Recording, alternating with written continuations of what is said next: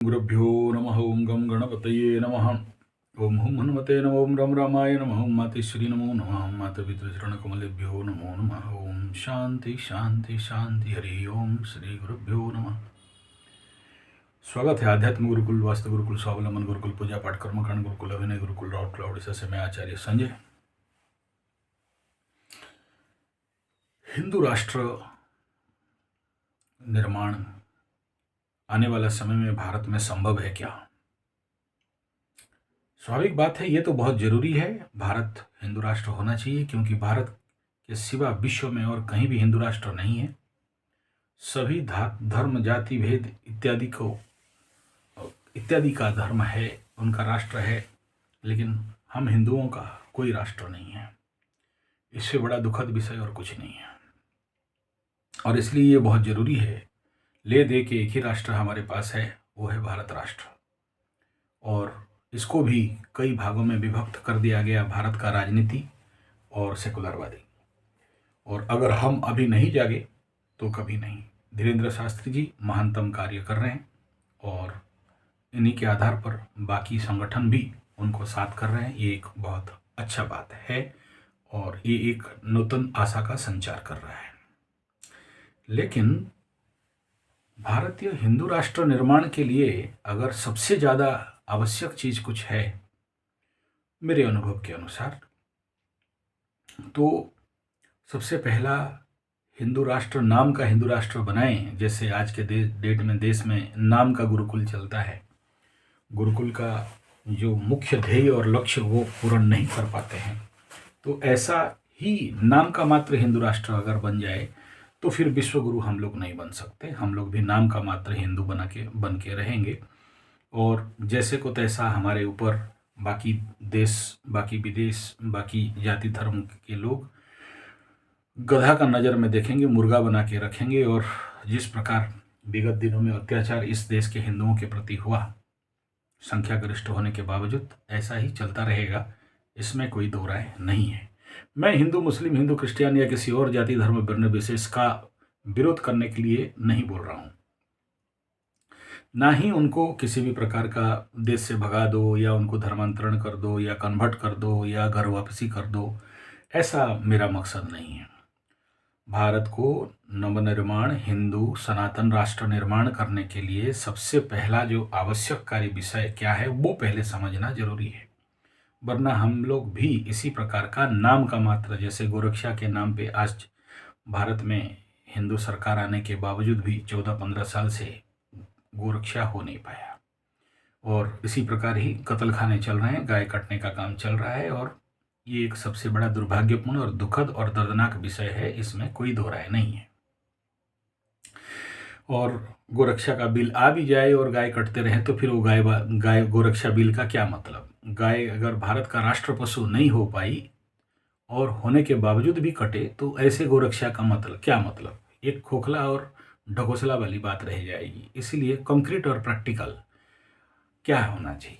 भारत को सबसे पहले हिंदू सनातनियों को अपना शक्ति को पहचानना चाहिए। अब सोचिए, अगर भारत में मिशनरीज आए, अंग्रेज लोग आए, और उनका जावियर मावियर क्या क्या इंस्टीट्यूट, कॉलेज, यूनिवर्सिटी बना दिए, उनका शिक्षा पद्धति, उनका विचारधारा, उनका एजुकेशन, उनका किताब वाला एजुकेशन, उनका धर्म वाला एजुकेशन भारत में भर दिया गया, तो ऐसा सॉफ्टवेयर, ऐसा एप्स, ऐसा नॉलेज जो उनका धर्म, विदेश का धर्म, पश्चिम सभ्यता, संस्कृति और पश्चिम का नियम के अनुसार चलने वाला विचारधारा अगर आपके हिंदू मानसिकता के अंदर चलेगा, तो आप हिंदू सनातन राष्ट्र कहाँ से बनाओगे? वो तो पॉसिबिलिटीज कहीं से भी रुपये नहीं है, बस एक नौटंकी, एक ढकोसला मात्र रह जाएगा। इसलिए सबसे जो जरूरी चीज़ है वो पहले समझना पड़ेगा। बार बार मैं कहता हूँ कि भारत में अगर हमें हिंदू राष्ट्र, सनातन राष्ट्र बनाना पड़ेगा, तो हम हिंदू सनातनियों का पहले शक्ति का निर्माण करना पड़ेगा, और ये बिना गुरुकुल का, बिना गोरक्षा का, बिना अग्नि का रक्षा का संभव नहीं है। यानी अगर हम अपने बच्चों को, अपने युवाओं को, अपने हिंदू सनातन युवकों को शक्तिवान, बुद्धिवान, ज्ञानवान, मेधावी, ओजस्वी, तेजस्वी, महाप्रतापी, परम प्रेमी, आत्मद्रष्टा, ब्रह्मद्रष्टा बना सकें, निर्माण कर सकें तो उनके शक्ति के, उनकी ओज के, उनके बीर्ज के, उनके तेज के, उनके शक्ति का, उनका सामर्थ्य का जो रेडिएशन है, जो आभामंडल है, जो ऑरा है, वो जब तक स्ट्रॉन्ग, मजबूत, पावरफुल नहीं बनता है तब तक आप किसी भी गधा को शेर का खाल पहना के हिंदू राष्ट्र, सनातन राष्ट्र बनाना कोई मतलब का विषय कदाचित नहीं रह जाएगा। यानी हिंदू राष्ट्र के नाम पे कुछ काले अंग्रेज रहें, मैकले एजुकेटेड इडियट रहें तो क्या मतलब हो गया। तो इसलिए आवश्यकता ये बात का है कि सबसे पहला हमारे हिंदू सनातन बच्चों को, युवाओं को, जो आज Bombay, Calcutta, Delhi, Madras, America, German, Japan, Poland, मोलैंड, हॉलैंड, पोलैंड में जाके चंद पैसा के लिए एटीएम मशीन बन रहे हैं और उस पैसा से अपने बूढ़े माँ बाप को ओल्ड एज होम में भेजना या उनको कष्ट देना, पीड़ा देना का कार्य चल रहा है। ऐसे कंडीशन के हिंदू राष्ट्र, ऐसे सनातन धर्म का मतलब क्या हो गया, जो पश्चिमी संस्कृति सभ्यता के द्वारा अनुप्रेरित है और मिडिल ईस्ट के द्वारा, उनका जो धर्म है उनके द्वारा पीड़ित है, अनुप्राणित भी है और पीड़ित भी है। तो आवश्यकता सबसे पहले कहाँ है, भले छोटे स्तर पे से ही। बहुत आदमी में चूहा नहीं मरता है, हमारे उड़िया में बोलते हैं बहुत लोग रे मूसा मोरे नहीं।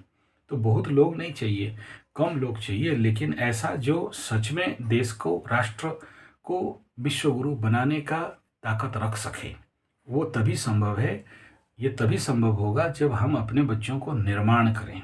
जब तक इनका निर्माण नहीं होगा, जो विवेकानंद बोल के गए, मैन मेकिंग नेशन बिल्डिंग, और हमारे उड़ीसा के जो गोपबंधु हुए वो भी वही बात बोल के गए थे, मनुष्य भड़िया मनुष्यटीय निर्माण। जब तक ऐसा मानविकता का निर्माण केंद्र नहीं खुलेगा तब तक हम लोग बैनर, पोस्टर और बड़ा बड़ा होर्डिंग लगा के हिंदू राष्ट्र लिख भी दें और बन भी जाएं तो उसका मूल्य बहुत ज़्यादा नहीं रह जाएगा। और अगर ये सोच रहे हो कि हिंदू राष्ट्र बना देने के बाद ऐसे गुरुकुल का स्थापना हो जाएगा, वो वही है जो एक समय में मुरारजी देसाई या कोई बोला था कि एक कलम के नोक में हम लोग देश का गोरक्षा को रोक देंगे। और भारत स्वाधीन का 70-80 साल हो जाने के बावजूद आज तक भी, भारत स्वतंत्र होने के बावजूद भी सब कुछ हो गया लेकिन गोरक्षा हो नहीं पाया। तो फिर ऐसे काम को पहले से अगर मजबूत से कर दिया जाए तो फिर वो समस्या नहीं रहेगा। आप सोचो, इस देश में ऐसा भी हम अपने धर्म, ज्ञान, कर्मकांड, पूजा पाठ, मंत्र तंत्र, यंत्र और जितने प्रकार की आध्यात्मिक शक्ति हैं उनका जागरण अभी तक नहीं कर पाए। हिंदू राष्ट्र, हिंदू सनातन धर्म का जागरण के लिए आवश्यकता है ऐसे देव शक्तियों का जागरण करना मनुष्य के अंदर, ना कि किसी पत्थर मूर्ति के अंदर। और ये तभी संभव है जब साधनात्मक गुरुकुल खुले, ना कि एजुकेशनात्मक, शिक्षात्मक गुरुकुल खुले। इन्फॉर्मेशन गैदरिंग वाला बहुत काम हो गया, इंटरनेट, मोबाइल से लेके हर जगह में पड़ा हुआ है, लेकिन नहीं है तो क्या है, साधनात्मक शक्ति। सोचो, कोई सांप वंश को, सर्प वंश को ध्वंस करने के लिए इतना बड़ा यज्ञ कर लेता है, तो जो गो हत्यारे हैं, जो विधर्मी हैं, उनके वंश को समूल ध्वंस करने के लिए क्या ऐसा यज्ञ का विधान हमारे भारतीय हिंदू शास्त्र, सनातन शास्त्र में नहीं है? लेकिन हम करना नहीं चाहते हैं, उसमें इन्वेस्ट करना नहीं चाहते हैं, उसमें काम करना नहीं चाहते हैं।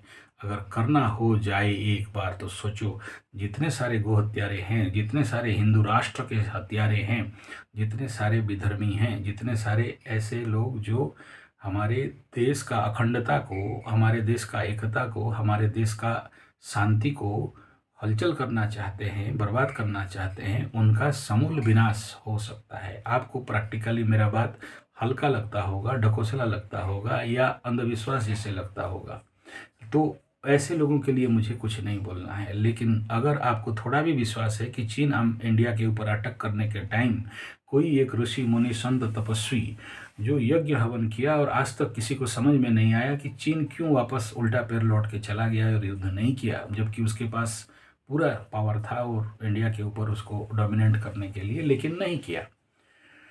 ये किसका शक्ति था? कौन से तांत्रिक शक्ति था? और हमारे भारत में आज भी ऐसे ग्रंथ, शास्त्र, गुरु पड़े हुए हैं, लेकिन हमारा दुर्भाग्य है कि हम पश्चिम की तरफ देखते हैं। तो आशा करता हूँ आप मेरा बात और मेरे विचार को समझते होंगे, मैं जो बोलना चाह रहा हूँ। और इसीलिए हम लोग ऐसा गुरुकुल का निर्माण किए हैं, कर रहे हैं और आने वाला समय में और भी करेंगे। जहाँ पर आप मजबूत हो जाओ तो बाकी लोग अपने आप आपके शरण में आ जाएंगे। लेकिन आप खुद दुर्बल हो, अपने धर्म विश्वास नहीं करते हो, अपने सनातन धर्म, शिक्षा, संस्कृति, ज्ञान, वेद इत्यादि का प्रैक्टिकल उपयोग नहीं करते हो और दूसरे को ढकोसला भाषण देते हो, तो फिर ऐसे में काम नहीं बनेगा। जो लोग को भी ऐसे हिंदू सनातन राष्ट्र निर्माण हेतु गुरुकुलीय परंपरा और भारतीय शिक्षा, संस्कृति, धर्म का पुनर्विन्यास करना है, वो लोग हमारे साथ मिल सकते हैं। संपर्क नंबर हमारा 9437580589। केवल व्हाट्सएप करें, फिर हम अपने तरफ से कॉल करेंगे, क्योंकि ज्योतिष इत्यादि कार्य में समय बहुत कम रह जाता है कुंडली देखते देखते और बाकी काम के लिए। धन्यवाद, नमस्कार।